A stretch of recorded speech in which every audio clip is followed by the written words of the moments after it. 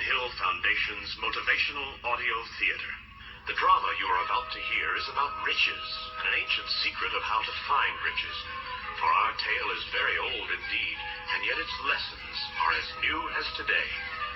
In your imagination, come with me to ancient Babylon, the setting for our tale, as we meet the richest man in Babylon, and as he tells us his secret. This man of Babylon has the name of Arkad. He is very rich. The fame of Arkad is known far and wide, for he is a generous man in all his ways. He is generous to his family, to charities, and lives a rich and lavish life of the best of families in Babylon, and yet it has been said that his wealth grows more rapidly than he can spend it. When the famed Arkad gathers with his friends of younger years, you can hear the chorus of amazement and curiosity at Arkad's growing wealth. You, our friend Arkad, are more fortunate than we. You have become the richest man in Babylon while we all struggle for existence. Why, Arkad, you wear the finest silken garments and enjoy the choicest of foods on your table. But we are slaving away to earn just enough to clothe our families in ordinary clothes and give them the basic of food each day. Yet, dear Arkad, once upon a time we were all equals together. We learned from the same master and played the same games. In our studies and games in those days, we were all equal. You were no better than us, and as citizens of this city, all of us have been equally honorable. And, dear Arkad, all of us have worked these long years equally as hard. Then why, Arkad, is it that fickle fate has shone with overflowing blessings upon you and given you all the good things of life, while she ignores us who are just as deserving? Speak and tell us. I will certainly tell you, my dear friends. If you have not acquired more than a barren existence in these years since our youth, it is because you have not learnt the true laws of how to build up wealth, or else you have forgotten them. And fickle fate is a vicious goddess who brings no permanent good to anyone. She showers unearned gold, but ruin too. She makes wanton spenders of those who soon dissipate all they receive. They are left with ravenous appetites that they cannot satisfy. Then there are others who are not spenders, but are misers. They are the ones who hoard and fear to spend, knowing they cannot replace their wealth. They also fear others will rob them of their hoard, and so live lives of emptiness and secret misery. There are those, of course, who can take unearned gold and add to it, and live a life of a contented citizen, but these men are few and far between. Think, my friends, of the men you know who have inherited sudden wealth, and how few there are who can truly make it grow to give them all they need and more. Dear Arkad, there is great truth in what you say. We spend our riches and we fail. We hoard our riches and fear to live. But how, friend Arkad, did you not fall prey to these? How did you become the richest man in Babylon? Let me tell you the secret of my wealth. It all began when I was a youth and knew you all. I looked around me and saw all the good things that brought happiness and contentment, and I also realized that having wealth increased the possibility of all these. I realized that wealth is power. With wealth, many things are possible. I realized in those young years that one may decorate a home with the richest of furnishings, one may sail the distant seas, one may feast on the delicacies of distant lands, one may buy the ornaments of the gold worker and the jeweler, one may even build mighty temples for the gods. One may do all these things and more to delight the senses and bring life to the soul. And in my young realization, I made a decision that I would claim my share of the good things of life. I decided I would not stand by in the envy of the success of others. I would not be content with the cheapest things. I would not be content with being poor or just getting by. I made that decision as a young man. I would make myself a guest at the banquet of the good things of life. But, friend Arkad, these wishful promises of youth were fine, but all of us were the sons of humble merchants. You too. You had no hope of an inheritance in such a large family. You were among the lowest families, and you had no special schooling or wisdom or special powers. Exactly, friends. It was because I had no special benefits that I realized if I was to achieve what I desired, time and study would be required. time and study. Time, dear friends. All men have this in abundance. Each of you have let slip by sufficient time to have made yourselves wealthy. Yet you admit that you have nothing to show, except your good families, as wonderful as they are. As for study, don't you remember our wise old teacher telling us that learning was of two kinds? The one kind being the things we learn and know, and the other kind is the knowledge and skill to find out what we do not know.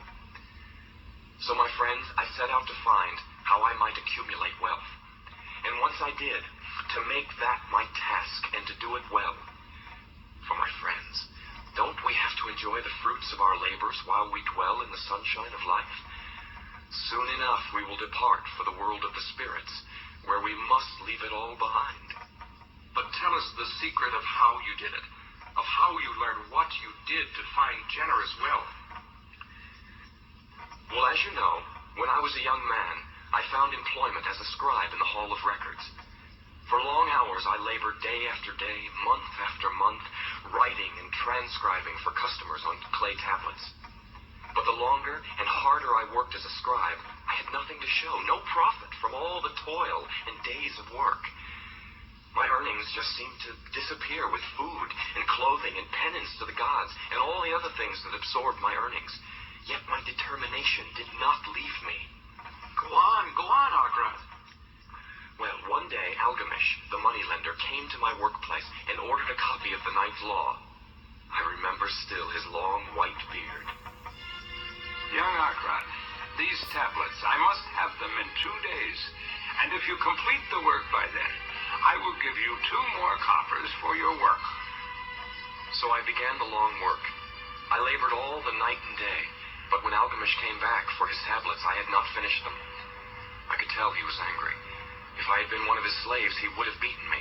But I summoned up all the courage I could, and I spoke out to him. Algamish, you are a very rich man. Tell me how I may become rich too. Do this, and I promise by dawn tomorrow that all my writing on this clay will be finished for you.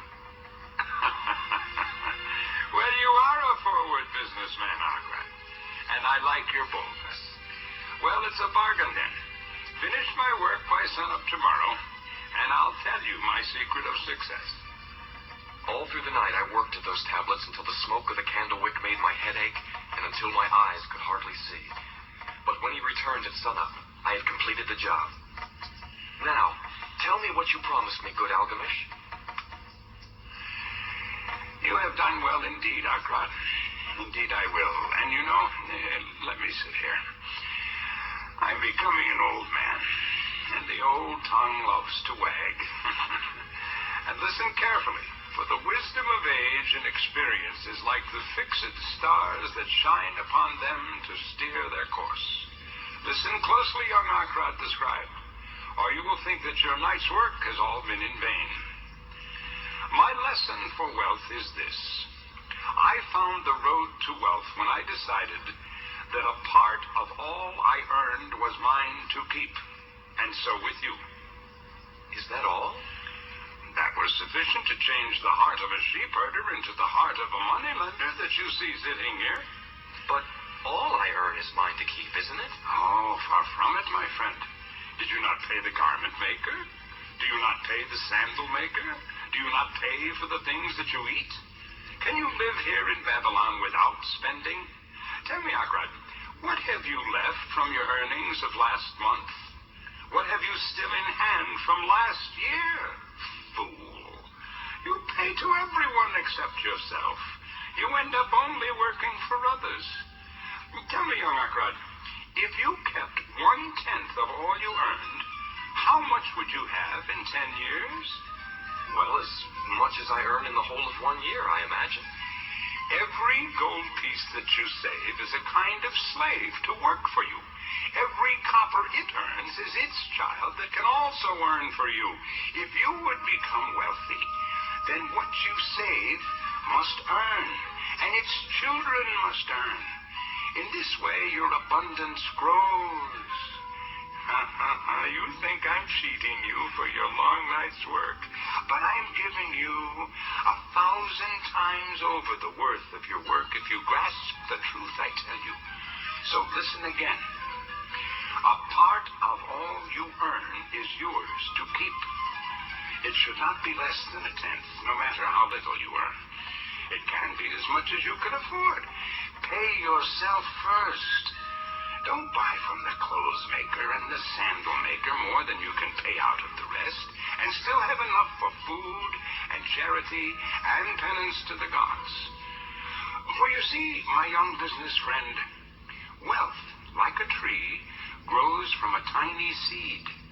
The first copper you save is the seed from which your tree of wealth shall grow. The sooner you plant the seed, the sooner the tree will grow.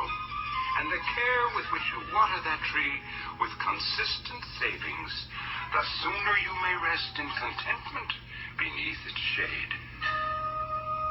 And then he picked up his tablet and was gone. So I decided to try this wisdom for myself. From every piece of copper I earned, I hid one away.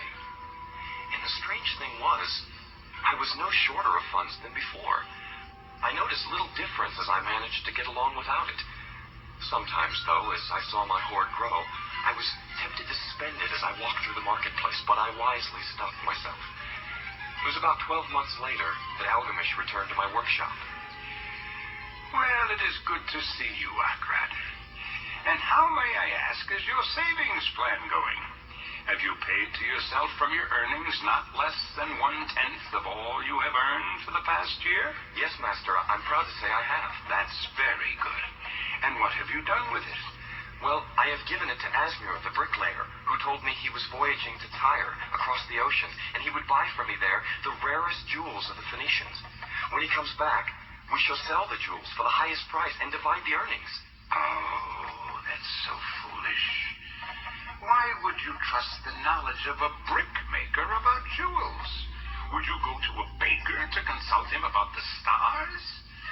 No, if you're not a fool, you go to the astrologer if you had the power to think. You are so foolish. Your savings are gone. My dear Arkad, you have plucked your wealth right up by the roots. Well, every fool must learn, so go ahead, plant another, try again.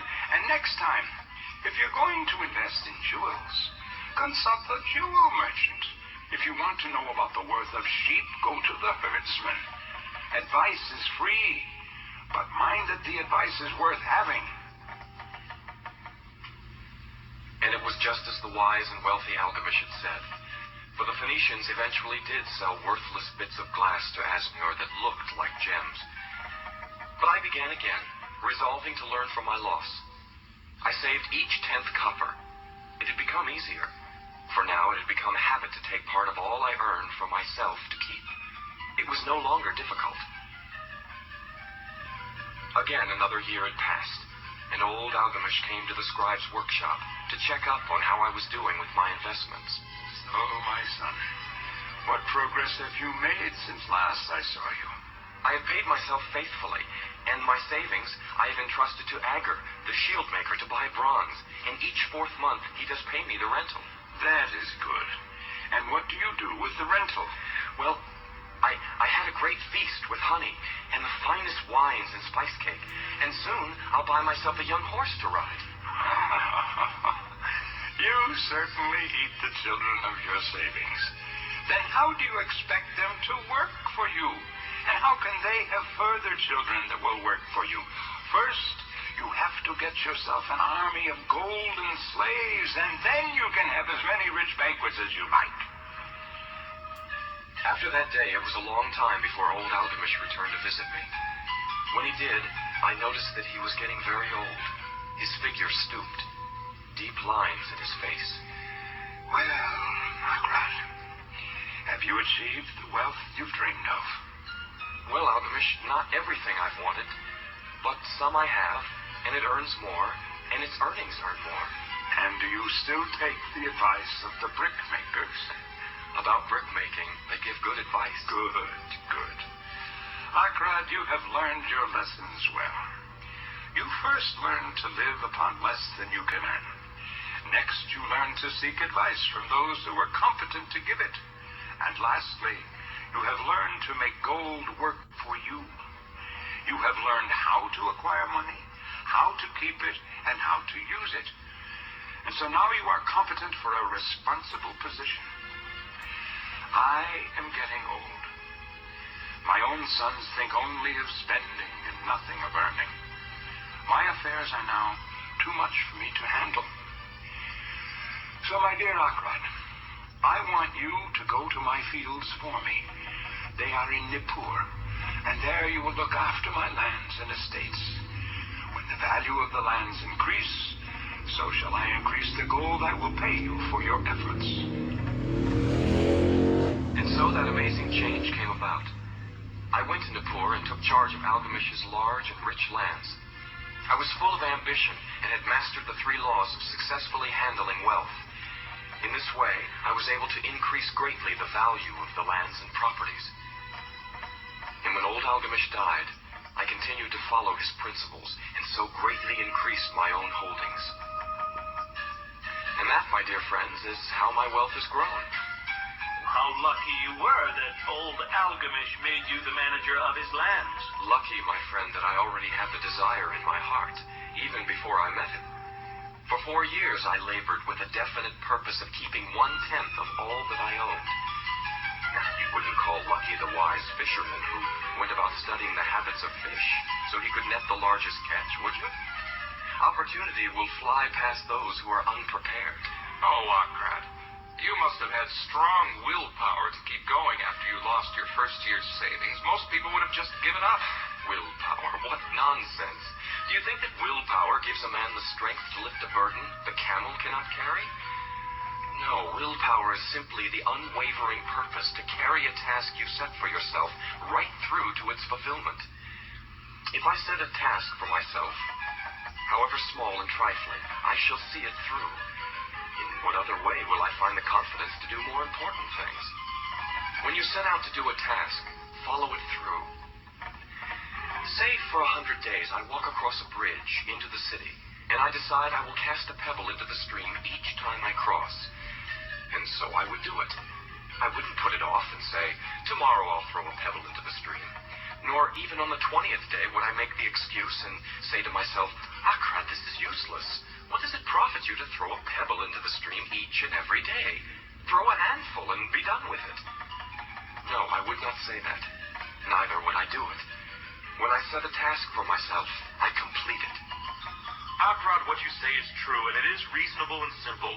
But if everyone followed these principles, then there wouldn't be enough wealth to go around. Ah, but my friend, wealth only grows where people exert energy. If a rich man builds himself a beautiful palace, is the gold that he has spent on it gone? No, the brickmaker has part of it, and the artist has part of it. And everyone who labors on building the house has part of it. Yet when the palace is complete, is it not worth all the cost? And isn't the ground on which it stands worth more than it had been before because the palace is there? And aren't the adjoining lands worth more because they surround the palace? No, wealth grows in many ways. No person can tell the limit of it. Haven't the Phoenicians built great cities on barren, empty coasts with the wealth that has come from their ships that trade the oceans? So, our friend Arkad, what is your advice to us so that we may become rich like you? We are getting older and have nothing put by. I repeat to you the wisdom of old Algamish. Take it to heart and say to yourself, a part of what I earn is mine to keep. Say that to yourselves when you rise in the morning. Say it at noon. Say it at night. Say it each hour of the day. Say it to yourselves until the words are forged upon your mind. A part of all I earn is mine to keep. Keep this rule in your mind. Fill yourselves with this thought. Then take whatever portions seem wise, but let it not be less than 1/10, and lay it by. Arrange your other expenditures so that this happens, but put aside that portion first. Soon you will realize what a rich feeling it is to own a treasure upon which you alone have a claim. As it grows, it will energize you. A new joy of life will thrill you. Greater efforts will come to you to earn more. Then learn to make your treasure work for you. Make it your slave. Make its fruit, its children, and its children's children work for you. Ensure an income for your future. Be aware that you will grow old. So invest your treasure so that it will not be lost. Counsel with wise men. Seek the advice of men whose daily work is handling money. Let them prevent you from falling into the same errors I did in giving my money to the brickmaker Azure to invest. A small return and a safe one is far more desirable than risk. Enjoy life. Don't overstrain or try to save too much. If 1/10 of all you earn is as much as you can comfortably keep, be content to keep this portion. Live according to your income, but don't get mean and afraid to spend. Life is good, and life is rich with things worthwhile and things to enjoy. And so, dear listener, you have heard the story of the richest man in Babylon, Arkad. That day in ancient Babylon, his friends thanked him for his advice and went their way. Some of them were silent because they had no imagination and could not understand. Some were sarcastic and cynical because they thought that someone as rich as Arkad should share his riches with old friends that were not so fortunate. But some of Arkad's friends had in their eyes a new light. In Arkad's story, they realized that the old man Algamish had come back each time to Arkad's workplace because he was watching a man working his way out of darkness into a new light.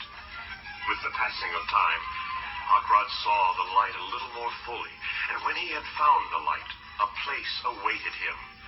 No one could fill that place until he had, for himself, worked out his own understanding, until he was ready for opportunity. And so the wise listeners to Arkad, who put these principles into practice, would return in the following years to visit him, and he received them gladly. He counseled them, and gave them freely of his wisdom. He gave them wise advice. He helped them to invest their savings so that they would bring in a good interest with safety, and would neither be lost nor entangled in investments that paid no dividends. The turning point in the lives of these few men came upon the day when they realized the truth that had come from Algamish to Arkad, and from Arkad to them, and now, dear listener, to you, and is still so true today, that a part of all I earn is mine to keep.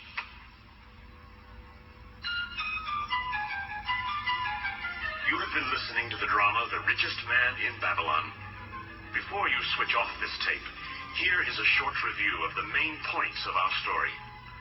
Some questions are suggested for your own reflection and application to your life. Lesson number 1.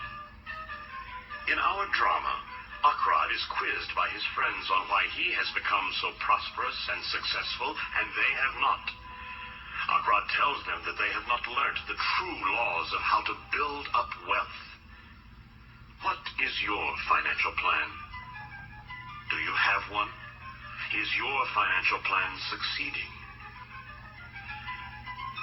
Lesson number 2. Arkad, as a youth, decided that he would claim the good things of life. He wanted and desired success and prosperity. He also set himself to the task of studying and learning how to make riches. When Arkad first worked as a scribe, he worked long and hard with no financial profit for himself. Yet he was determined to succeed. How determined are you to succeed?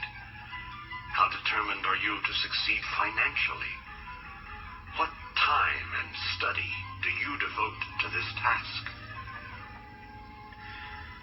Lesson number 3. Arkad's determination remained strong as he took the bold and aggressive step of asking old Algamish, the wealthy customer, the secret of his success and wealth. The simple principle that old Algamish shared with Arkad seemed too simple at first. That a part of all I earn is mine to keep. Algamish's advice is that Arkad first put aside 1/10 of all that he earned for himself before he spent money on other expenses.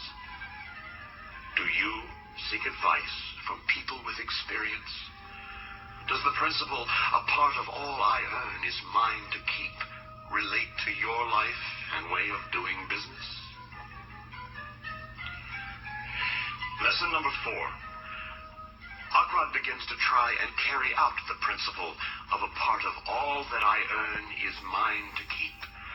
At first, he begins to find that it does work. Though he is tempted to spend it, Arkad puts aside 1/10 of his income before he pays out other expenses. But as Algamish finds out on a later visit to Arkad, the money he has saved was foolishly given to a brickmaker who said he would buy jewels for Arkad on his travels. This money, of course, was lost. Algamish lectured Arkad for not seeking professional advice from competent people. Algamish encouraged Arkad to learn from his own mistakes. Arkad began over again to save a part of all he had earned for himself and his savings. Do you spend time in seeking professional advice on investments? Do you learn from mistakes by seeking advice from competent sources? Lesson number 5. Arkad's savings gradually became a habit, but still there were problems. For on another visit to Arkad, Algamish discovers that Arkad has made a wise investment of his savings. He has loaned his savings to the shield maker for a fee, but the profits that Arkad has received, he has wasted on rich food and wine. Do you consider carefully where you can invest your profits? Lesson number 6. Algamish corrects Arkad again, insisting that Arkad make sure his savings work for him. And so slowly Arkad learns to live on less than he earns. He slowly learns how to acquire money, how to keep it, and how to use it. Old Algamish is pleased with the growing success and discipline of Arkad, and leaves his lands and properties to him. Do you review the successes and failures of your business history so as to plan future investments in profitable ways? Lesson number 7. The advice of Algamish to Arkad throughout our drama was learn to make your treasure work for you. Make it your slave. Make its fruit, its children, and its children work for you. How do you make your money work for you? Does your money really work and multiply for you? Lesson number 8. The essential secret of the success of Arkad is a secret that he learned slowly through much trial and error. It is the principle of keeping 1/10 of all he earned for himself and using this in wise investments. Strong willpower and discipline brought Arkad wealth and success as he learned the secret of the richest man in Babylon, that a part of all I earn is mine to keep. Thank you for listening. This has been a production of the Napoleon Hill Foundation's Motivational Audio Theater, created to motivate you to your possibilities and success.